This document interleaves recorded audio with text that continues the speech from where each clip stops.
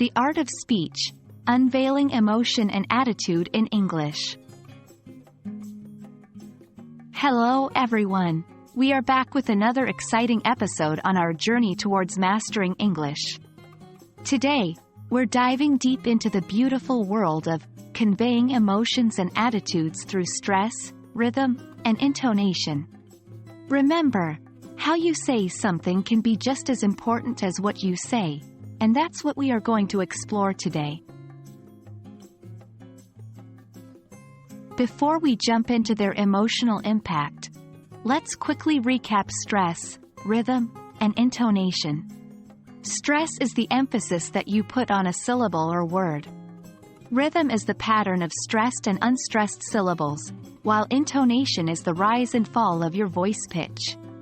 Imagine your voice is a musical instrument.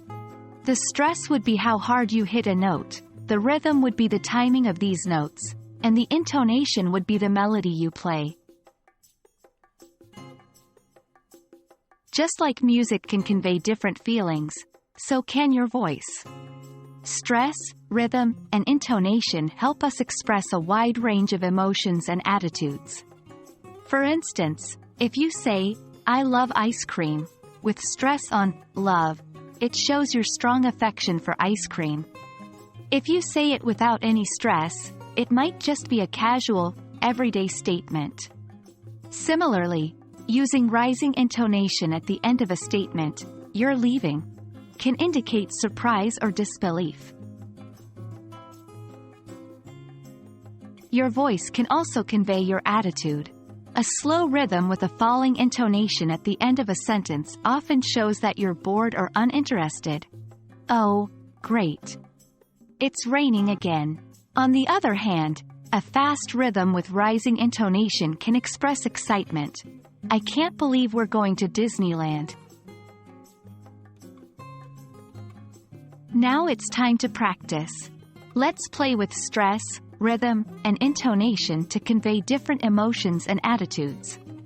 Repeat after me, and pay attention to how your voice changes. 1.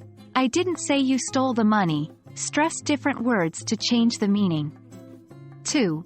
Really? Use different intonations to express surprise, disbelief, or sarcasm. 3. That's just what I needed.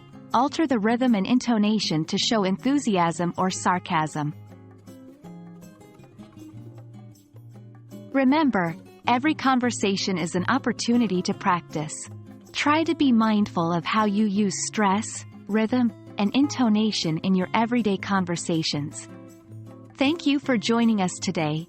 We hope this episode helps you express your emotions and attitudes more effectively in English. Stay tuned for more exciting lessons, and keep practicing. Happy learning, everyone!